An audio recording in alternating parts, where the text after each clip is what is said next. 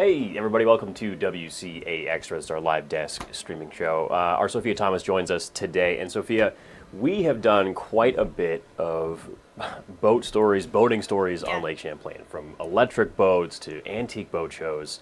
But this is actually a boat that you were on that people are going to learn a thing or two. It's UVM's research vessel to kind of study the lake's health and stuff like that. So just kind of want to get you on today and just kind of dive into some of the work they're doing on there. Right, pun intended. Yeah. I think people are doing some diving, maybe. Yeah. This is the Marcel Melisira. So this is UVM's research vessel.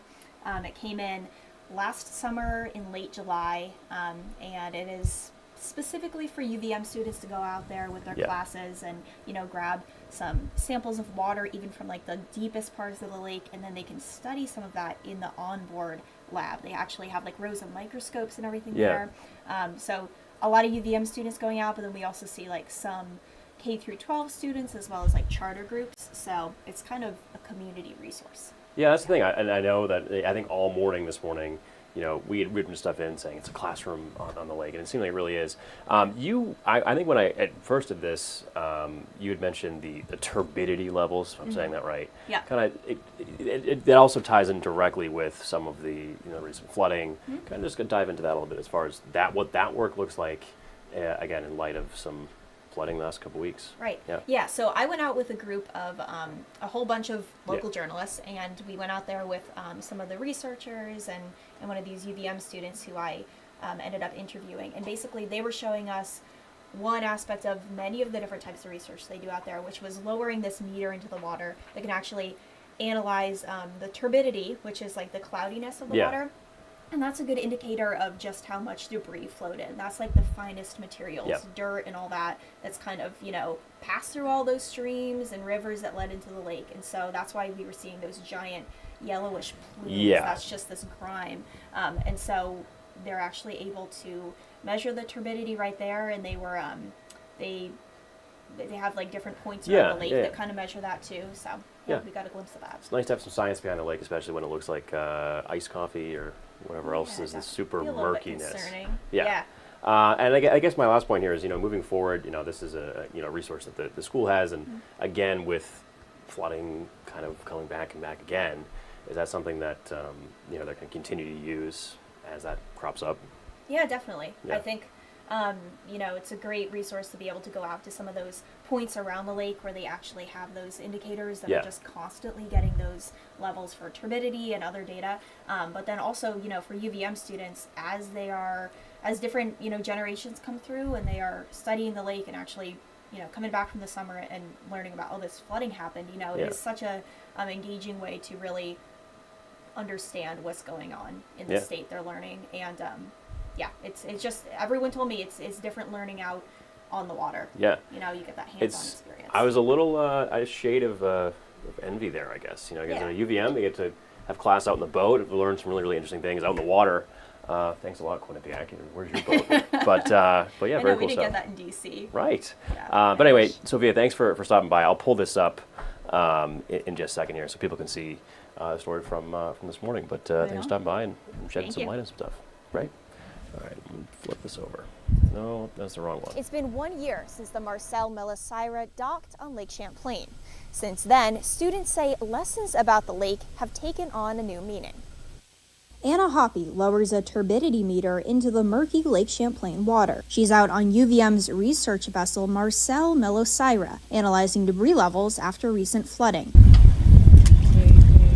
A rising sophomore, Hoppy spent many classes on the boat her first year of college, collecting and studying water samples on the onboard lab. She says it's deepened her appreciation for the lake she grew up on. As an environmental science student, I've become more aware of some of the challenges the lake faces, climate change, with phosphorus pollution. This summer, Hoppy is working as a UVM fellow, conducting research and taking community members out on the boat for a first-hand glimpse of the work. She says concepts like pollution and flood impacts sink in more out on the water. When you can physically see it and touch it and do the science, it makes it feel a lot more real and helps those concepts click in your brain. At the helm of the boat is Captain Taylor Resnick. He's led countless outings, steering UVM students out to take water samples, taking kindergartners into Champ territory, and showing state leaders the trickle-down effects of their policies. It's been awesome. People really get excited when they come out on the boat. A boat fanatic, Resnick enjoys showing off the Melissira's high-tech features,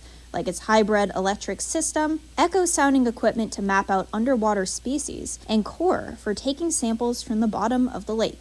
He says there's a lot to study. I don't think people really understand how big the lake is once you get out here. If there's a good south wind or a good north wind, you can get 4-foot, 5-foot waves. It's a pretty fascinating lake to work on. That work can inspire researchers to take action on land. Really motivated me to think about the solutions, what we can be doing to address the problems, to make it so that I can go swimming on the beaches and not have them be closed because cyanobacteria blooms or things like that. New tech this school year include a rosette sampler and a benthic sled, both allowing for deeper exploration of the lake. In Burlington, Sophia Thomas, Channel 3 News.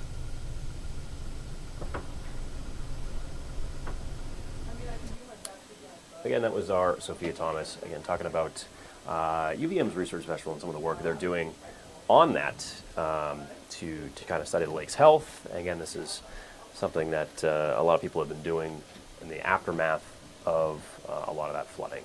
And also, just as far as today goes, taking a look, I believe at Rutland campus. Rutland, here. yes. And a beautiful day now, but I can't speak to the rest of the week. Yeah. We have some remnants of, I almost said Beryl. Debbie. Yeah. At the end of this We week, had so. Beryl earlier. Yes. Now we're gearing up for what is left over of Tropical Storm Debbie, and that's going to begin to make its arrival here as we head towards that Friday, Saturday time frame.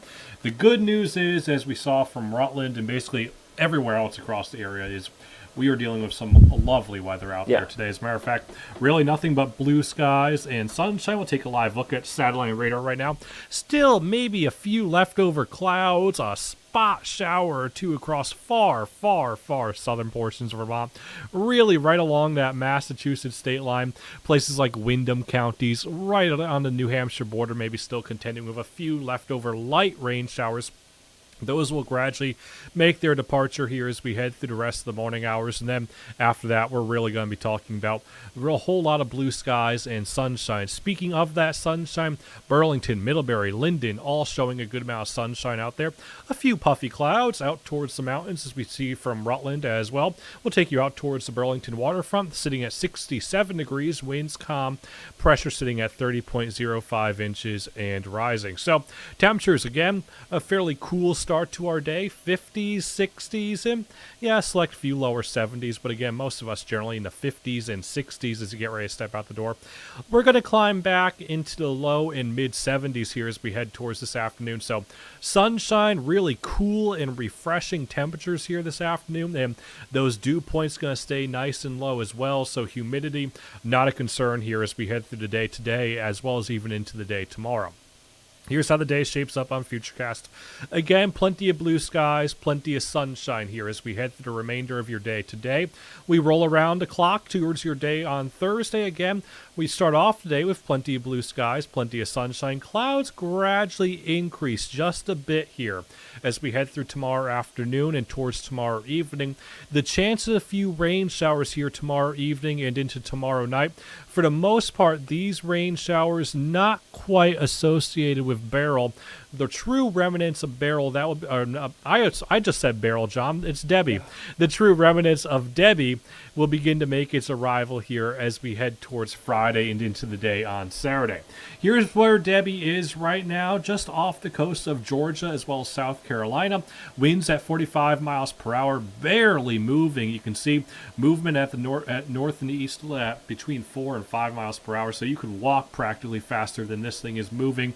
But it will begin to pick up a little bit of speed, make landfall again here right around Charleston as we head towards tomorrow morning. Then you see it begins to steer off to the east just a bit. Begins to make its arrival into our neck of the woods as we head towards that Friday and Saturday time frame. Again, where exactly the center of this low pressure system ends up, that's going to be the biggest determining factor on how much rain we see. The further east we go, and you see it towards the eastward end of the cone of uncertainty, that would mean more rain for us. The further west it goes, that means less rain for us. Right now, the models have kind of been hinting at a westward track. We're going to see if that holds true here as we head through the course of the day today. Again, in terms of how much rainfall we're talking about, where we see those yellows, oranges, and reds really centered across northern New York and into portions of the northern Champlain Valley, that's where we stand the best chance of seeing 2 to 4 plus inches of rain. Again, this axis of heavier rain that we see right now, that still has the potential of shifting westward a little bit or shifting eastward a little bit. That's something that we're going to want to keep a close eye on here as we head through the rest of the day today and towards the day tomorrow. So here's how we sum it all up. Again, the bulk of the rain Friday and into the day on Saturday really looks like it's going to make its departure here pretty quickly Saturday. As a matter of fact, the heaviest of the rain should exit by Saturday afternoon. Rain very likely for all of us, possibly heavy. Again, that band of 2 to 4 inches plus is possible. It all depends on the track it takes, and the good news is right now it does look like it's tracking off to the west a bit more. We're going to continue to keep an eye on that though as we head through the remainder of the day today and we get more and more model runs in.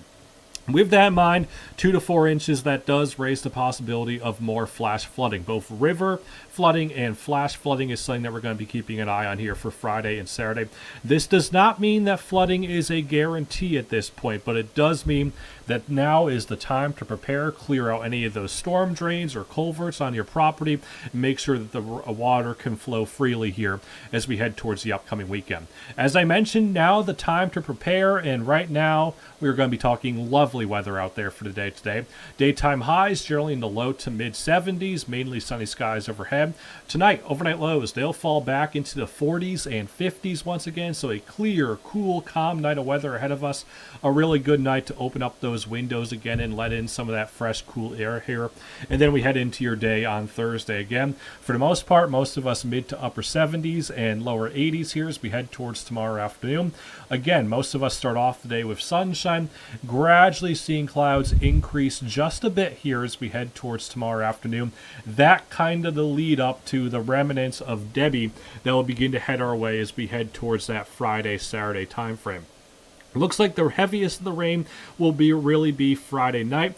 Rain showers begin to wrap up here as we head towards Saturday afternoon. As a matter of fact, I think Saturday evening, maybe a lot of us could be dry. Sunday, I think we could see a little bit of sunshine begin to break out. Still a chance that a few passing showers, though, as we head towards Sunday and the start of next week. So, again, John, we're going to be keeping a close eye on this. We're still trying to really narrow down on the exact track that this takes. That's really going to dictate how much rain we see.